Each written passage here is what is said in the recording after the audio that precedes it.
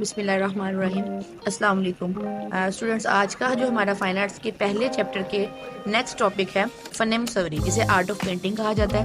Paper میں آپ کو کوشچن آ سکتا ہے فن مصوری کی تعریف بیان کریں، فن مصوری کے بارے میں آپ کیا جانتے ہیں، یا فن مصوری کو اپنے الفاظ میں بیان کریں۔ اب فن مصوری آپ کو پتہ ہے بیسیکلی آرٹ آف پینٹنگ کیا ہے، کسی بھی جگہ پہ تصویر کو بنانا۔ اس میں مختلف ٹیکسچر ہو سکتے ہیں، اس میں مختلف میڈیم ہو سکتا ہے، اور اس میں مختلف ٹاپکس ہو سکتے ہیں۔ آپ کینوس پینٹنگ کر سکتے ہیں، وہ بھی فن مصوری ہے۔ میورل پینٹنگ کر سکتے ہیں، وہ بھی فن مصوری ہے۔ اس کے علاوہ ڈفرینٹ ٹیکسچرل مکس میڈیم پینٹنگ بھی فن مصوری میں شامل ہے۔ اب اس کی تعریف کرتے ہیں کہ رائٹر ہمیں بک میں کیا بتا رہا ہے۔ غیر متحرک فنون لطیفہ، جو ہم نے اس سے پہلے کوشچن پڑھا تھا، اسٹیٹک آرٹ، غیر متحرک فنون لطیفہ میں سب سے نمایاں فن مصوری ہے۔ اس کی ابتدائی تاریخ خاصی پرانی ہے۔ شروع میں انسان حروف، الفاظ اور زبان سے واقف نہیں تھا۔ یہ اس دور کی بات کی جا رہی ہے جب انسان غاروں میں رہتا تھا۔ ڈیفینیٹلی جب زبان ایجاد نہیں تھی، رائٹنگ نہیں تھی، ہسٹری نہیں تھی ابھی سٹارٹ ہوئی، تو تب انسان ڈرائنگز کی فارم میں ایک دوسرے سے بات کرتا تھا۔ اب آپ سوچیں گے کہ بھئی ڈرائنگ کر کے ایک دوسرے کو بتاتے تھے، نہیں، ایسا بالکل نہیں ہے۔ ڈرائنگ کی فارم میں ایک دوسرے سے بات کرنے کا مطلب ہے کہ ایک غار میں کوئی شخص کچھ عرصہ رہ کر اپنے ایکسپیرینسز وہاں پہ دیواروں پہ پتھروں کے ذریعے بناتا تھا۔ جب وہ وہاں سے کوچ کر جاتے تھے، دوسرے آنے والے لوگ اس چیز کو دیکھتے تھے اور نیا سبق حاصل کرتے تھے۔ جیسے کہ جب وہ شکار کرتا تھا تو اس کی تصاویریں بناتا تھا، جب وہ کوئی آگ جلاتا تھا تب اس نے تصویر بنائی۔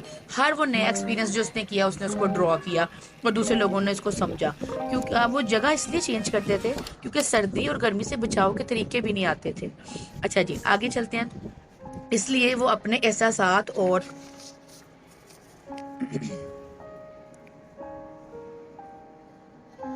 اپنے پیغامات اشاروں کے ذریعے دوسروں تک پہنچاتا تھا۔ کئی دفعہ اسے وہ دو متشابہ چیزوں اور یا جانوروں کے متعلق بتانا ہوتا تو وہ اشاروں سے سمجھاتا۔ جب اس طریقے سے وضاحت کرنا بھی مشکل ہوئی تو پھر ان چیزوں کو اشکال سے واضح کرنا شروع کر دیا۔ یہ طریقہ قدرے زیادہ قابل فہم تھا، اس لیے جلد لوگوں نے اسے اپنا لیا۔ چیزوں اور جانوروں کی انفرادی اشکال تحریری پیغامات دینے کے لیے بطور زبان استعمال ہونے لگی۔ انفرادی یعنی کہ ہر چیز کو الگ الگ اور جانور کو الگ الگ بنانا، اور یہی اشکال رفتہ رفتہ فن مصوری کی شکل اختیار کرنی۔ یعنی کہ فن مصوری کا جو بیس تھا وہ غاری تصاویر تھی جس سے فن مصوری آگے پروان چلی۔ شروع میں اشکال ٹیڑھی میڑھی لکیروں سے بنائی جانے لگی۔ جیسے آپ دیکھتے ہو کہ اب اگر ہم کسی چھوٹے بچے کے ہاتھ میں پینسل اور پیپر پکڑا دیں تو وہ ڈفرینٹ لائنز بنائے گا، اوپر نیچے آگے پیچھے، اور ڈفرینٹ شیپس میں ان کو بنائے گا جس کا کوئی اسپیسیفک میننگ نہیں ہوتا۔ اب یہاں وہی اشکال تھی جس میں سٹارٹ میں لائنز لگائی جاتی تھی آڑی ترچھی، اور اس کے بعد اس کو مسلسل جو تھا بنا کے ڈرائنگ کی فارم میں لایا گیا، اور یہی ڈرائنگ پروان چڑھ کے ہماری آج کی فن مصوری کی طرف آتی ہے۔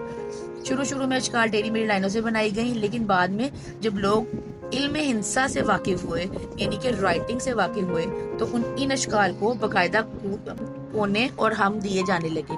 کونے اور ہم، جیسے آپ یہ دیکھ رہے کہ لکھا ہوا، یہ خط نستعلیق میں آپ کی اردو لکھی ہوئی ہے، اس کے کروز ہیں، اسٹریٹ ہیں، کونے ہیں، یہ دیکھیں کروز، یہ کونے، کروز، کے کونے۔ واقعات کی اشکال بناتے وقت درختوں، جانوروں، پہاڑوں، پھولوں اور بیل بوٹوں کا اضافہ ہونے لگا۔ پھولوں کے رنگوں سے متاثر ہو کر اشکال میں رنگوں کا اضافہ ہوا۔ غاروں سے باہر نکل کر انسان نے جب اپنی رہائش گاہ بنائی تو اس نے ان اشکال سے دیواروں کو سجانا شروع کیا۔ ان دیواری تصاویر کو میورل پینٹنگز کہا جاتا ہے جی۔ آبادی میں اضافے کے ساتھ ساتھ جب لوگوں نے مختلف پیشے اپنائے تو چند لوگوں نے مصوری کو بھی بطور پیشہ اپنا لیا۔ مذہب کے عمل و دخل کے ساتھ ہی جب دیوی دیوتاؤں کی تصاویر بننے لگی اور ان سے عبادت گاہوں، رہائش گاہوں کو سجایا جانے لگا تو اس سے فن مصوری ترقی کر کے ایک نئے دور میں داخل ہو گیا۔